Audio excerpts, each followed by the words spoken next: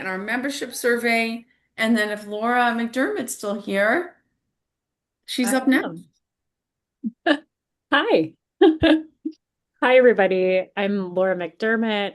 I'm coming to you from Portland, Maine, where I'm the director of an organization called Tempo Art here in Portland. And Renee and I are part of the programming committee for the Public Art Exchange. And a few months ago, based on feedback from members of PAX, we decided to launch a monthly meetup that focuses on different public art programs as a way to learn about the innovative work of our colleagues across the country. And so we are so excited and happy today to have this session with the Association for Public Art, which is the first public art program in the country. How amazing! So appropriate. It's the first program that we're doing with PAX Talk. Um, so thank you all for being here. Just a quick note on some housekeeping before we get started. If you want to keep yourselves on mute as um, our colleagues talk about their work, that would be great. But please feel free to contribute in the chat if you have questions. Renee and I will be monitoring that. And then we'll also have some time at the end to have some conversation and for to open it up to all of your questions and anything you want to talk about at the end. Um, so please just hold on to your thoughts and questions for that moment. And now we're going to turn it over to our four incredible speakers today. Charlotte Cohen, who's the executive director at the Association for Public Art, Laura Griffith, who's the deputy director, Susan Myers, the assistant curator and manager, and Julia Percisepi, who is the marketing manager. I hope I said that right, Julia. You told me, and I already forgot. So we'll have you take it away. Hi, everyone. I'm Charlotte Cohen, and it is so great to be here, Laura, and Laura and Renee. Thank you so much for inviting us. It's an honor to speak to our colleagues and be part of the PAX uh, cabal here. I joined the Association for Public Art, affectionately known as APA, about 2.5 years ago. And I'm going to just give you a really brief overview and then turn it over to my terrific colleagues who will really drill down on some of the things that I'm going to lay out before us. Uh, APA recently completed a strategic planning process culminating in a new refined mission and a vision for the organization, focusing on the importance of public art as a means to center place, create experience, shape communities, and act as a vehicle for communication. So, the challenge for an organization that has a very long history and which was led for many years by a dynamic director, our dear colleague Penny Balkin Bach, is to balance the legacy work with us simultaneously looking to the future. We do not have one specific site like many of you who are either working for or directing programs and organizations or artists working at various sites in different places. But we work across the entire city of Philadelphia and are essentially a service organization. So the next slide will show our updated mission, which states that public art can spark imagination, explore hidden stories, engage the issues of our time, and bring people together. The Association for Public Art collaborates with artists and communities to make public art accessible to all and to create an enduring legacy for future generations. It was really important to us to update our mission statement, which had served us really well for many years, um, but perhaps indicated more of what we do rather than why we do what we do. And so the next slide is actually a new vision statement for the organization um, as well about the state of the world that we want to see and what how we are contributing to it, or what what we hope to contribute to.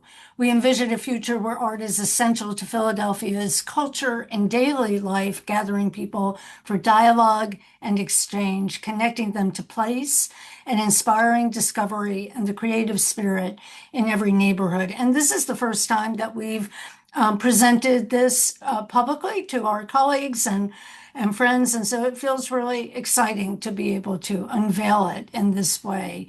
The next slide is our theory of action. So, as part of the process for this strategic plan, which took over a year and which included dozens of stakeholder interviews, focus groups, a committee of board and staff, and then participation from all of us in the process. And that led to, an evaluation of our work and planning for the future. And this theory of action delves into what we will do to accomplish the impact that we want to achieve. And as you can see, it's activating our legacy, presenting new artwork, expanding the reach of public art, and leading in public art advocacy.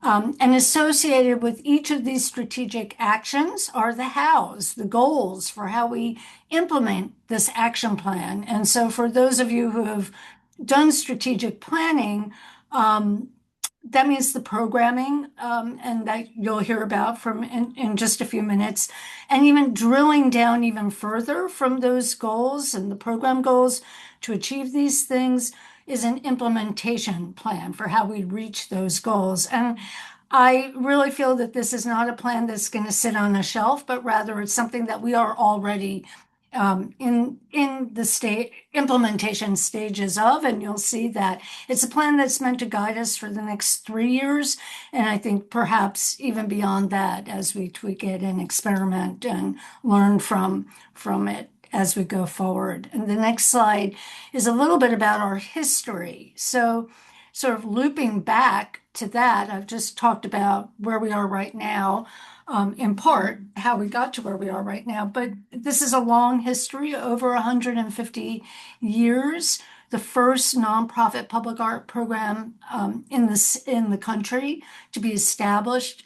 Philadelphia is a city of firsts, as we like to say, the first hospital, first library, et cetera, et cetera. And the first Percent for Art program in the country. And that passed in 1959 and actually is a redevelopment as well as a city program, which is rather unusual, I think, in lots of places that is not the case. It's really city government only that administers Percent for Art allocations. I'll skip the Sculpture Internationals because I have another slide about that, but we have created different commissioning programs over the years. And Laura's going to talk about the conservation program, which has been so exemplary and important to this city. And I think as a model for all of us in terms of maintenance and conservation of public art. And of course, many temporary projects, as well as really building a collection of public art for the city of Philadelphia that even well predates the 1959 Percent for Art program.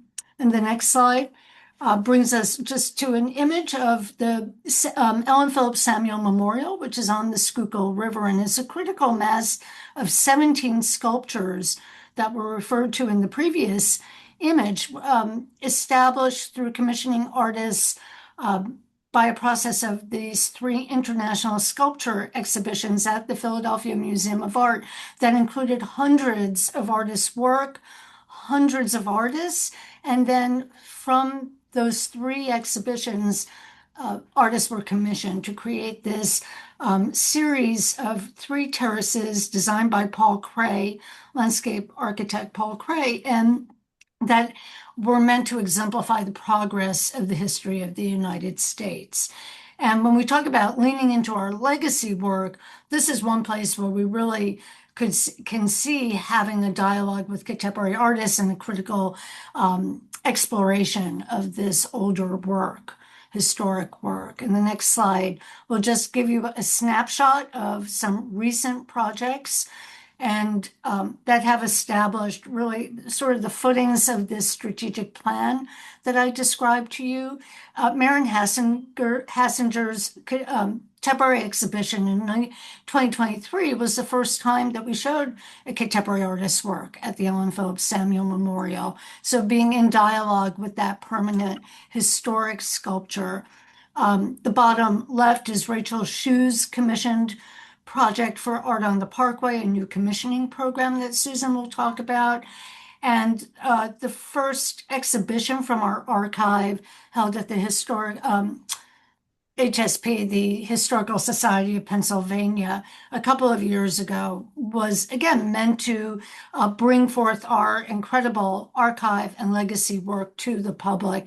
And as part of that, we commissioned Zenobia Bailey, an artist whose studio is here in Philadelphia, who was doing research at HSP into what she calls the radical Black elite of Philadelphia, and the history of Black communities here in the 1700s and 1800s. And so that banner accompanied the exhibition that was on view right there. So this is really a short snapshot of our work, and I'm going to turn this over to Laura now to talk about the collections and conservation work that we've been doing over the years. Hello, everybody. I'm Laura Griffith. I'm the Deputy Director of the Association for Public Art, where I've been for many years, and I'm delighted to be able to talk to you all today about our collections management program, which I oversee. Can I have the next slide, please? The APA plays a leadership role in protecting, preserving, and documenting Philadelphia's public art, which we accomplish in a variety of different ways. And one of the main ways is through our outdoor sculpture annual conservation maintenance program, which is actually the longest continuously operating program of its kind in the nation. It's now 44 years old. The program started in 1982 to help care for a number of the city's works of artistic and historic significance. The goal was to arrest further deterioration and improve the aesthetic appearance of the sculptures.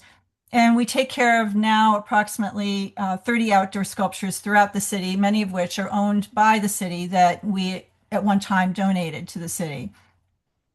The treatment is by trained professionals, and it entails inspection, removal of surface grime and graffiti, washing with water and a mild detergent, and for the bronzes, the renewal of a protective wax coating.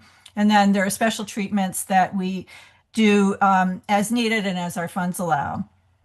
We work very closely with the city's public art office, which is part of Creative Philadelphia, and also with Philadelphia Parks and Recreation.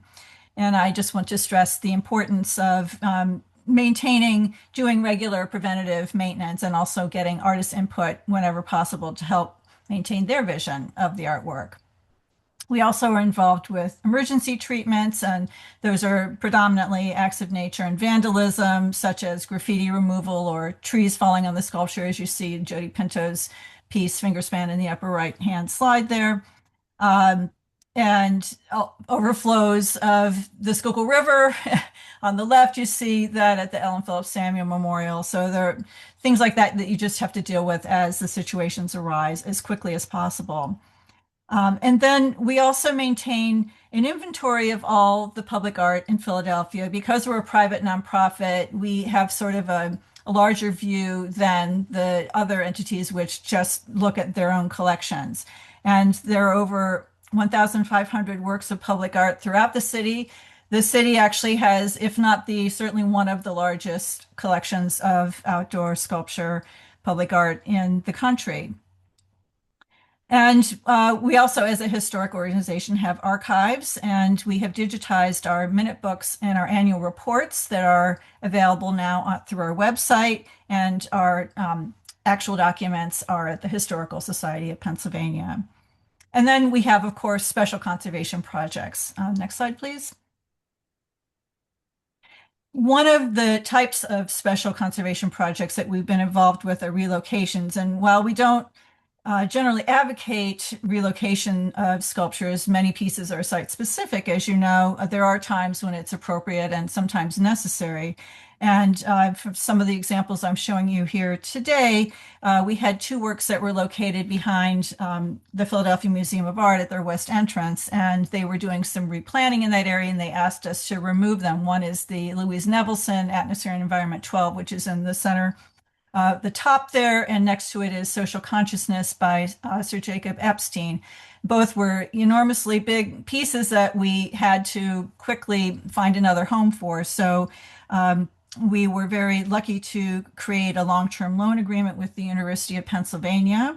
And the two sculptures were moved to the campus there, the Nevelson to a grassy spot next to the Franklin Field Stadium, as you see here, and the Epstein to a lovely shaded walkway that's next to the Van Pelt Library, where they took on a whole different meaning, given the new kinds of settings where they were located and a new community that could enjoy them. The other piece that we relocated recently was Maya. There was a piece you saw earlier that had been on the east end terrace of the Philadelphia Museum of Art. And that was by the artist Gerhard Marx. That's in the lower left here in its new setting.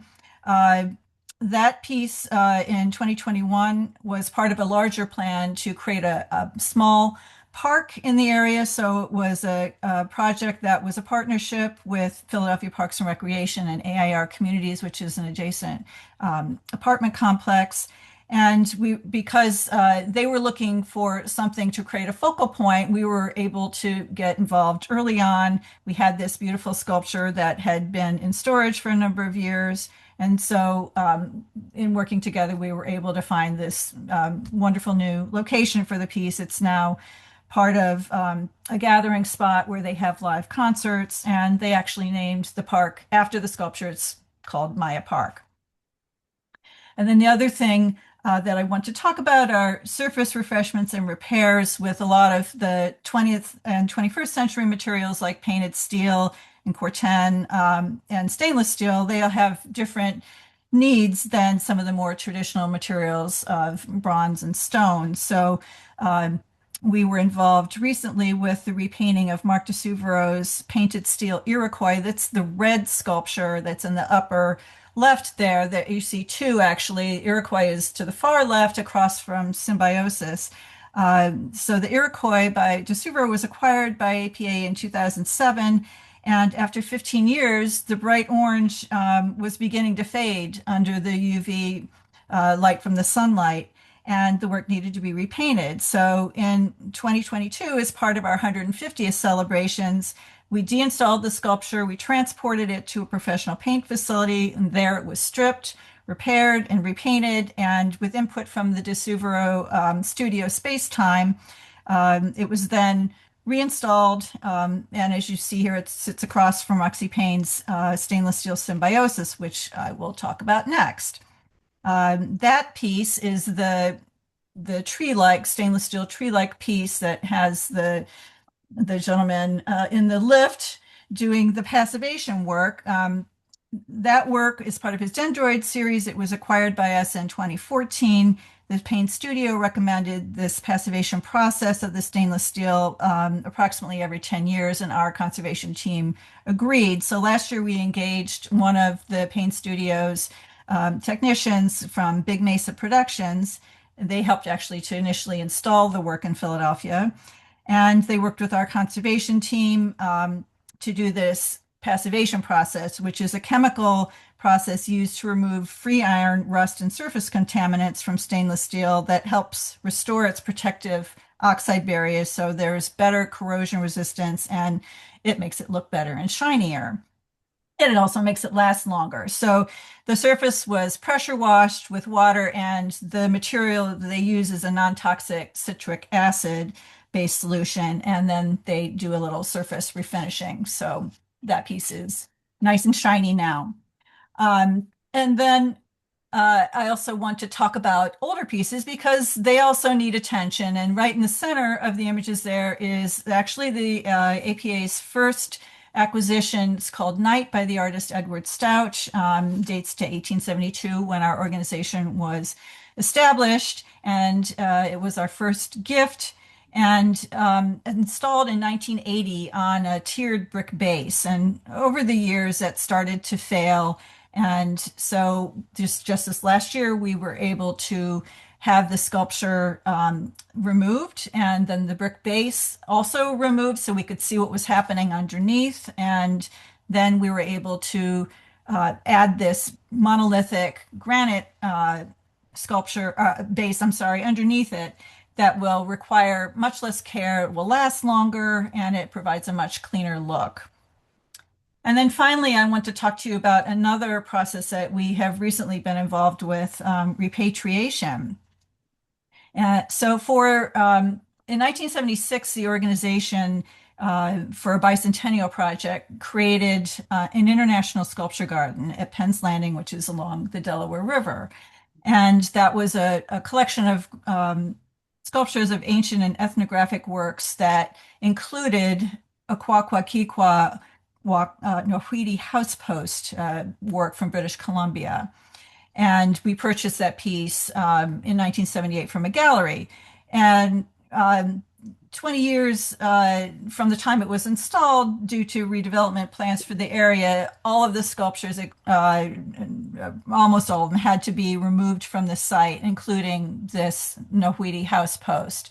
And that's the piece that you can see in the far right, second up from the bottom.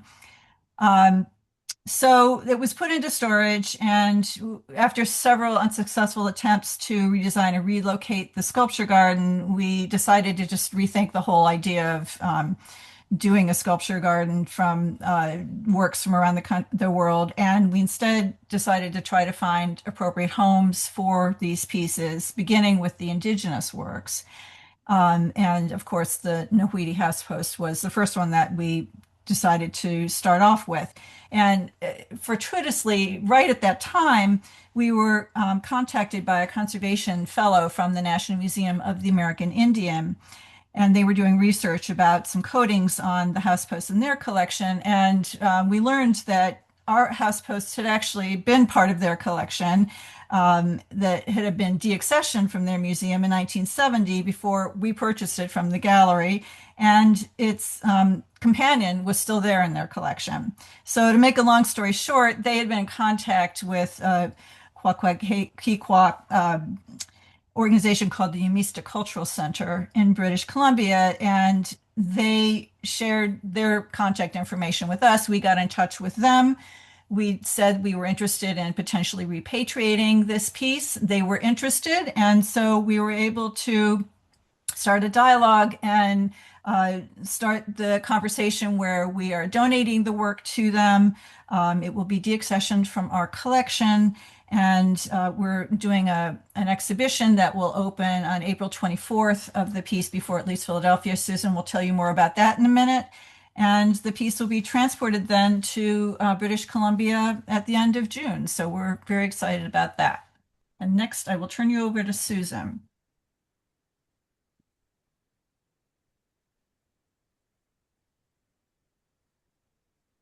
Can you advance the next slide? Thank you. Hi, my name's Susan Myers. I'm the Assistant Curator and Project Manager at APA, and I've been here for many years, primarily working on the contemporary public art projects that APA commissions, but more recently working on curating exhibitions inspired from our archives that encompass over 150 years of activity. And this is one such exhibition. In cooperation with the Umista Cultural Center in British Columbia, as Laura mentioned, we are presenting an exhibition that highlights the repatriation journey of Nohwidi House Post, including a timeline that documents its departure from Alert Bay circa 1850 and its arrival in 1978 in Philadelphia as part of APA's collection. The exhibit will be at the Atelier Gallery in Brewerytown, if anyone is joining us from the Philadelphia area, from April 24th through May 31st, 2026. To offer the public a chance to see the house post before it departs, the exhibit will include the house post displayed horizontally on a cradle in the gallery for visitors to see up close. AP archive material illustrating how it came into our collection, as well as images and information about its outdoor exhibition in Philadelphia at the now disassembled International Sculpture Garden are included in the exhibit as well. And you can see it installed there with the bright blue background on the right of your screen. Historical photos and information that explain the imagery and cultural context of the Nowidi housepost are on view, as well as information on the Kwakwak Kwiwak First Nations people. We're going to do 2 public programs, one of which is a panel discussion with experts on the repatriation process and the return of cultural items to Indigenous people, as well as a night of related historic and contemporary films. As part of archiving and documenting the work before it leaves our care, we are creating a Museum Without Walls audio program that features voices from the Amisa Cultural Center and other experts. So again, if anyone is in Philadelphia, please come to the exhibit. It's going to be really great.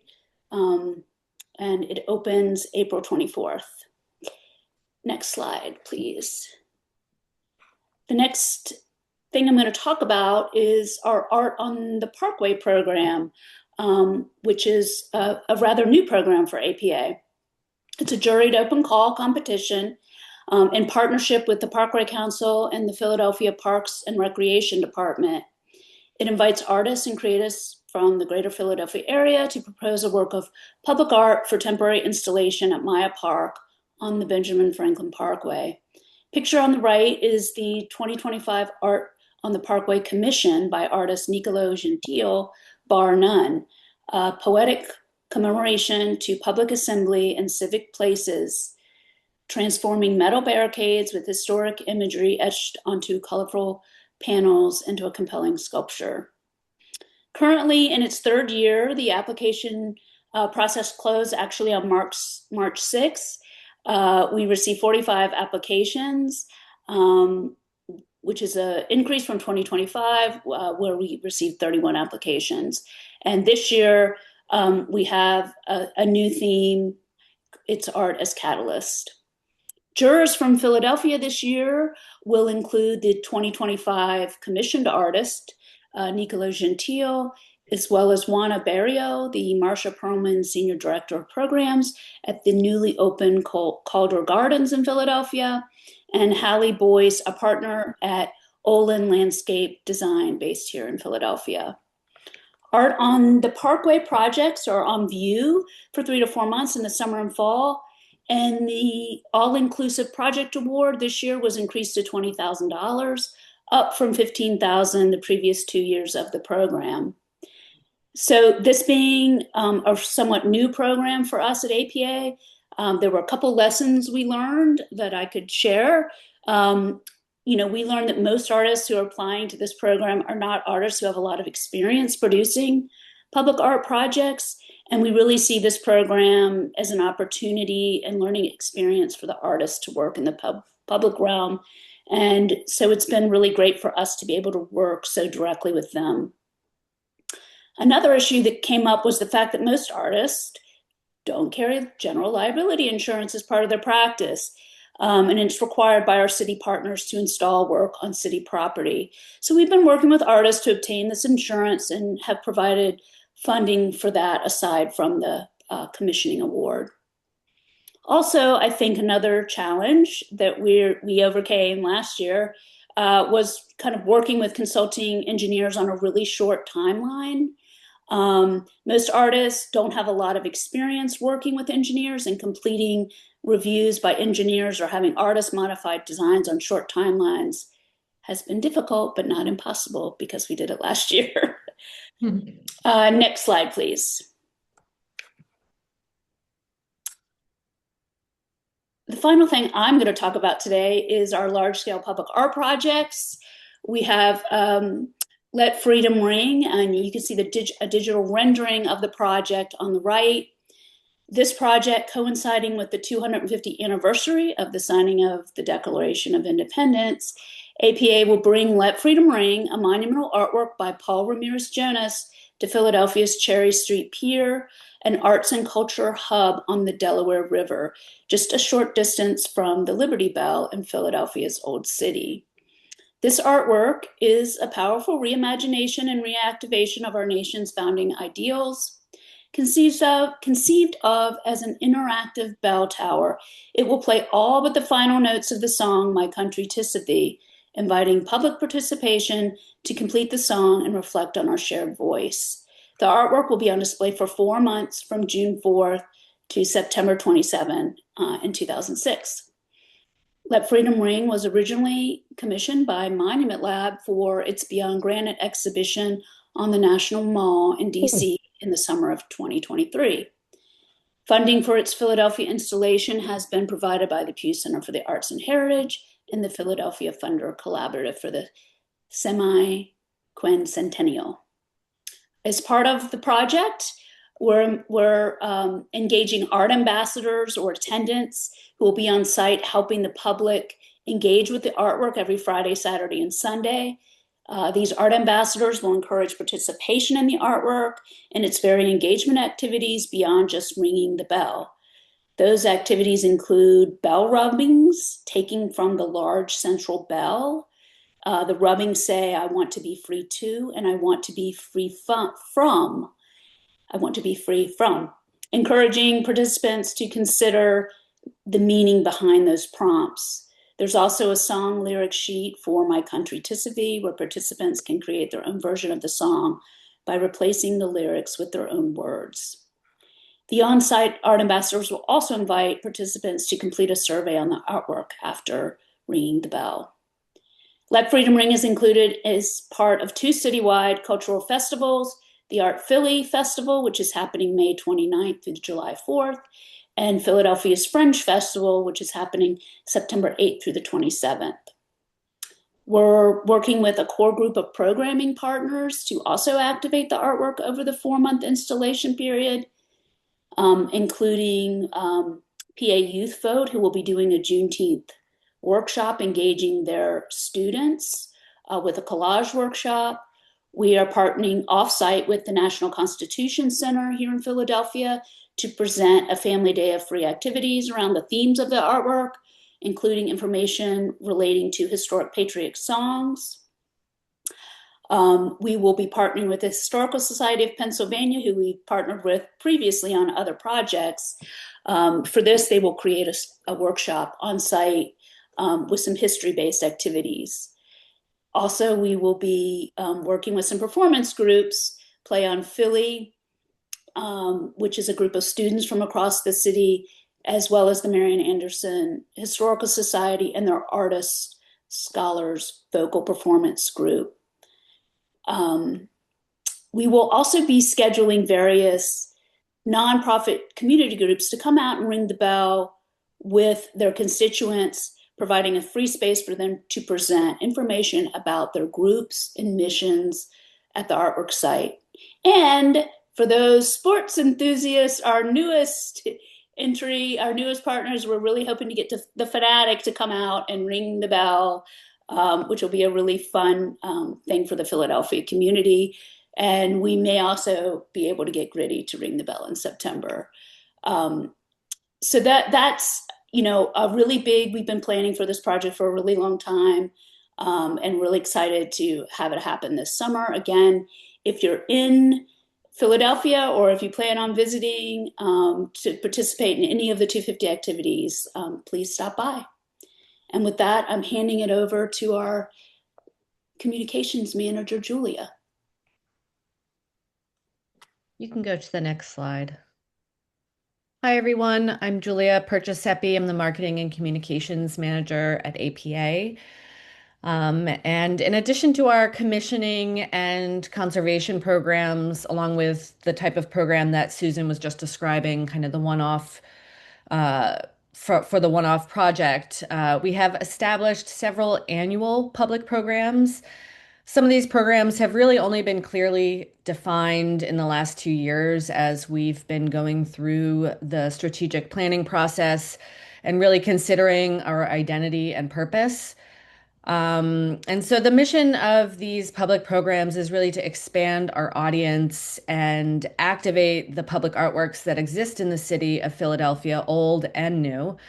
And through this programming, in addition to the typical marketing strategies and initiatives, we attempt to make these artworks relevant to a variety of audiences and in the context of today's world. A lot of the public artwork in Philadelphia is older, and so a lot of folks may just pass it by every day and not notice that it's there. So we're really trying to bring people's attention to those artworks, and thinking about how we can draw people in to learn more. And by learning more about the history and or process behind an artwork, can help someone understand their feelings about it and why it exists. So one of the programs that is fairly new is Public Art Decoded, which is our annual walking tour series. The organization APA had been doing kind of ad hoc walking and biking tours for years. And many times it was in partnership with another group or on the occasion of an event. But in 2025, we decided to brand the program and be really intentional about how we were presenting and interpreting the artwork. Now we program the series in advance and collaborate with artists, historians, curators, and community members so that the tour offers a multitude of perspectives. So in 2026, we've planned 6 tours, the first of which is coming up very quickly. That's the Parkside Perspectives Public Art in the Centennial District, and that will be co-led by Michael Birch, a Parkside neighborhood community organizer. And then we are doing 2 tours, 2 of the same tour, one in the spring and one in the fall, in partnership with the Pennsylvania Academy of the Fine Arts and the Philadelphia Museum of Art, in conjunction with their joint exhibition, A Nation of Artists. And that tour will kind of cover the sculptures by American artists along the parkway between the 2 institutions. And that will be co-led by PAFA curator Leah Stevenson. And then we'll be doing a tour along the Delaware Riverfront, which will cover the project that Susan just talked about, Let Freedom Ring, along with a handful of other temporary projects that are happening on the river by other entities, and some permanent works. And that tour will be co-led by the creative director of the Delaware River Waterfront Corporation, which runs Cherry Street Pier. And then we'll also be giving a tour of the Ellen Phillips Samuel Memorial that Charlotte discussed. We did that same tour last year, and it was very popular because the site is such a mystery to so many people. And that tour will be co-led by Dejay Duckett, who is the former Vice President of Curatorial Services at the African American Museum in Philadelphia. And lastly, we will be doing a tour at the Philadelphia Zoo. First zoo in the country. And the Association for Public Art was involved in the commissioning or placing of at least 5 of the sculptures which sit on the grounds of the zoo. So that will be a really fun tour. And so in addition to these co-tour guides, we're also trying to get an artist to join us for some of these tours. So, for instance, for the zoo tour, we're really trying to get an artist who specializes in animal sculpture. Um, so, getting the artist perspective on each of these. And you can go to the next slide, please. Another public program that only began last year is Material Matters. As Laura mentioned, we have one of the longest standing outdoor sculpture conservation programs in the country. So we started to think about how we could leverage that to build new audiences. And it turns out that people who are not interested in art like to learn about materials. And I'll give you an example. We, as Laura said, did the passivation of Roxy Payne's Symbiosis. And in conjunction with that, we did a Material Matters program, which you can see a picture of here, folks engaging with the conservator consultant. And we posted about it on Instagram, and we saw an increase in engagement, a huge increase in engagement from 25 to 34-year-old male users. And that is not a typical audience for us. So that was really interesting. And so this program is built to offer a kind of behind the scenes look at the conservation process. In this year, I guess we're already in 2026. We're planning for two of these events. We don't quite know what they'll be yet, but we know that one will be about wood and one will be about Cortem. Um, you can go to the next slide, please. Lastly, I just want to touch upon our Museum Without Walls program. This pioneering audio program was launched in 2010, and that is before podcasts became mainstream. It is a series of audio segments. We have about 75 plus now. Each segment is professionally produced and weaves together interviews of several voices. And I'll give you an example. For the Marin Hassinger show, Steel Bodies, that we brought to Philadelphia, the Museum Without Walls audio segment includes an interview with Marin herself, an interview with Jess Wilcox, the former curator and director of exhibitions at Socrates Sculpture Park, and Dejay Duckett, the former vice president of curatorial services at the African American Museum in Philadelphia. And we use the audio for promotional and archival purposes, and the program is a huge resource for many different audiences, students, other artists. We use it a lot in marketing. And the audio can be accessed through our website, and historically, it's been accessible through a native app. But because this program is so long-standing, the app technology has changed so much. And so keeping up with that was really difficult. In 2024, we decided to join Bloomberg Connects, which allows us to host this program for free on an app that includes a lot of accessibility features and translates into other languages. We try and produce at least one new segment a year, and we've been thinking a lot about how to make this program more accessible for how we use digital content today. Traditionally, the audio segments have been about 4 to 6 minutes long, but in 2026, they say that one can only focus on 90 seconds of content. So we're thinking of ways to evolve the program and adapt it. You can go to the next slide. So we want to thank you so much for listening and learning more about the Association for Public Art. You can follow us on Instagram at ASOC Public Art. Please sign up for our newsletter to find out about our programs and upcoming events. And if you are in the Philadelphia area, you'll see on the right there a whole list of upcoming events that we're very excited for. We've got a jam-packed spring and summer. And I think we're going to open it up for questions now. Laura or Renee? Great program. That was incredible. There, in the chat, I think a couple of you were looking in the chat, but like so many compliments about just the number of partnerships that you all are embarking on, right? And I'm curious, did that come out of your, I mean, it's not that APA has never worked with anyone else, but I'm curious, was that like a big part of your strategic plan? Like and I noticed in the vision, it's about every neighborhood. And I think in the past, when you guys were called the Fairmount Park Art Association, there was a misunderstanding that you only worked in that park. So for communications, like is it the partnership that's been leading? Describing your new footprint to the community, or has it been a lot of just like consistently reminding people, that we don't just work in a park anymore? or ever? I think it's all of the above, Renee.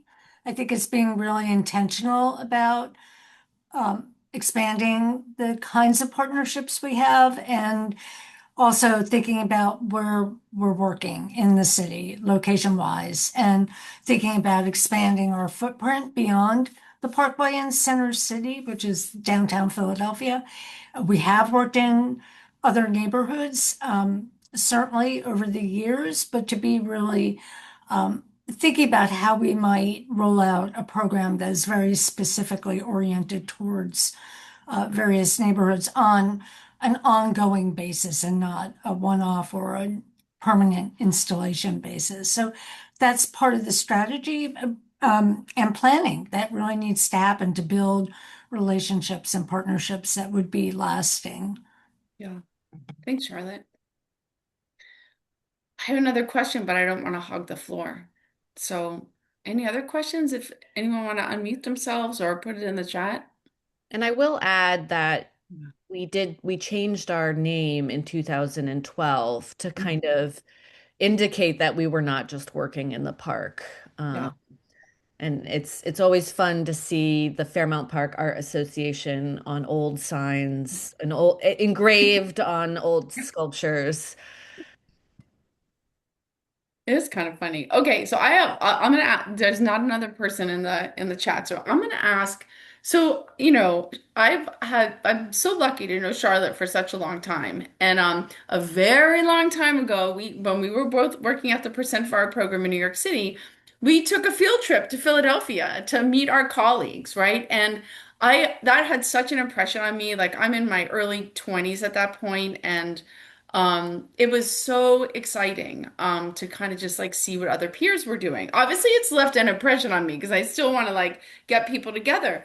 But one of the cool things that was happening was this ongoing, like monthly or whenever, get together of people in Philadelphia in public art. And I was so impressed with that, right? I was like, wow, like here's an organization that's just like bringing their local peers together, to kind of talk and learn about what's happening. Do you still do that? And could you talk more about that? Because I think it's a very unique thing that your program does. That's Laura. It's all Is Laura. it? Okay, Yeah, I'm going Laura. to jump in on that one. We have a group called the Public Art Forum that we organized.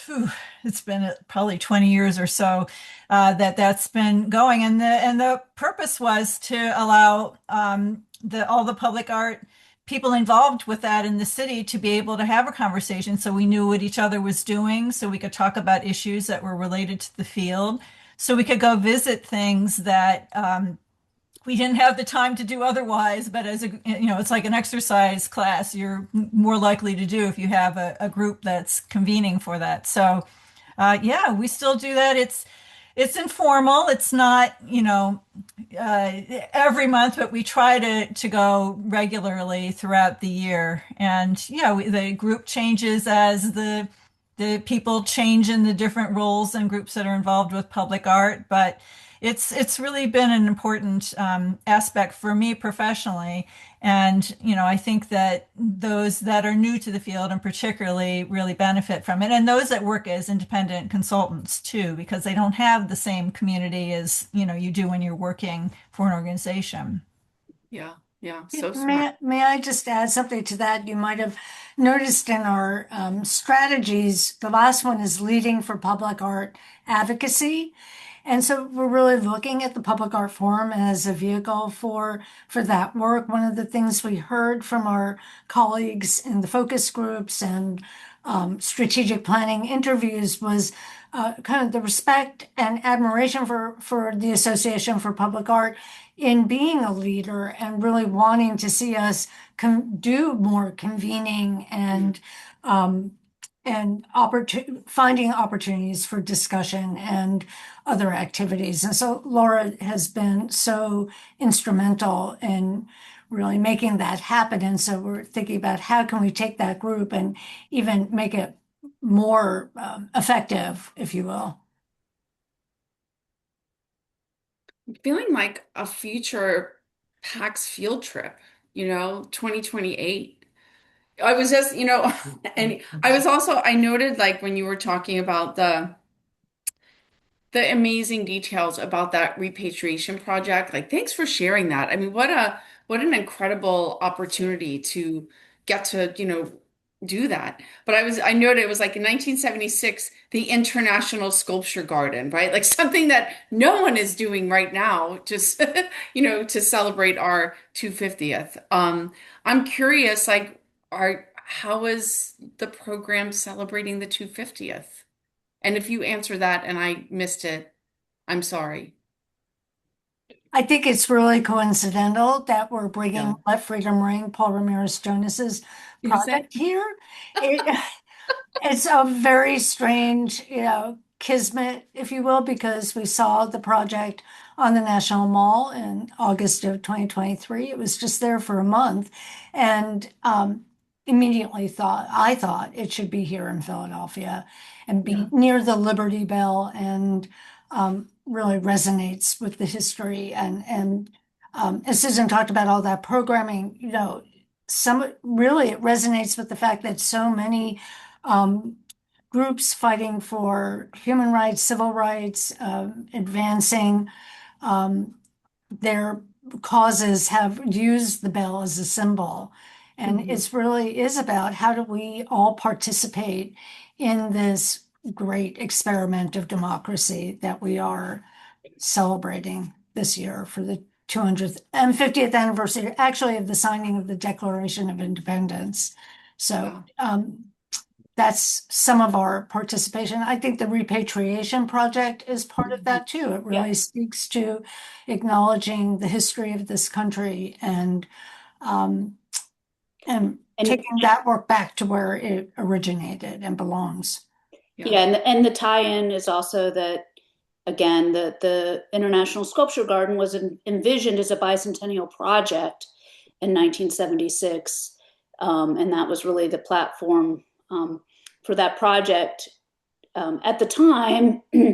And then, yes, as development happened along the waterfront, um, you know, we had to disassemble some of the works.